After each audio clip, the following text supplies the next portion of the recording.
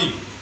যদি দুটো কাজ না করি, আল্লাহর গোলামি এবং খেলাফতের দায়িত্ব যদি পালন না করি, তাদের সম্পর্কে আল্লাহ সূরা বাকারার 85 নম্বর আয়াতে আল্লাহ বলেন, আফাতুমিনুনা বিবাদিল কিতাব ওয়া তাকফুরুনা বিবাদ ফামা জাযাউ মা ইয়াফআলু যালিকা মিনকুম ইল্লা খিজুন ফিল হায়াতিদ দুনিয়া ওয়া ইয়াউমাল কিয়ামাহ ইলা দুনিয়ার আসাদিল আযাব ওমাল্লাহু বিগাফিলিন আম্মা তা'মালুন।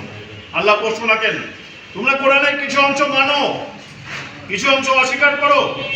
যারা এমনটি করবে তাদেরকে দুনিয়া আমি লাঞ্ছিত ও অপমানিত করব, পরকালে কঠিন আযাব দিব। কঠিন আযাবের কথা আল্লাহ বলছেন। একটু হালকা আযাবের একটু নমুনা শুনে নেন, হালকা আযাবটাকে দেওয়া হবে।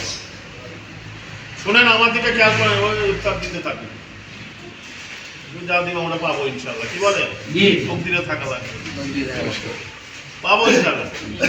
না, সবাইকে দিবে ইনশাআল্লাহ। পরকালে যিনি দুনিয়াতে আল্লাহ এবং রাসূলের কথা মতো চলবে না এবং সমাজের মধ্যে রাষ্ট্রে আল্লাহর আইন চালু করার জন্য চেষ্টা করবে না, পরকালে তাকে জাহান্নামে যেতে হবে। জাহান্নামে সবচেয়ে কম শাস্তি যার, সবচেয়ে কম, এর চেয়ে নিচে কোনো শাস্তি নাই।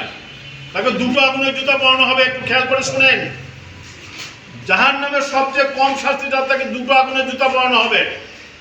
এবং এই দুইটা আগুনের জুতা পরানো করে লোকটার মগজটা গলে গলে পড়তে থাকবে। যেমনি ভাবে ভাতের হাঁড়ি পুরো মুহূর্তে, ভাতের হাঁড়িতে ভাত হওয়ার পুরো মুহূর্তে পাতিলের চতুর্দিকে মাড়গুলো গলে গলে পড়ে, এমন একটি অবস্থা হবে।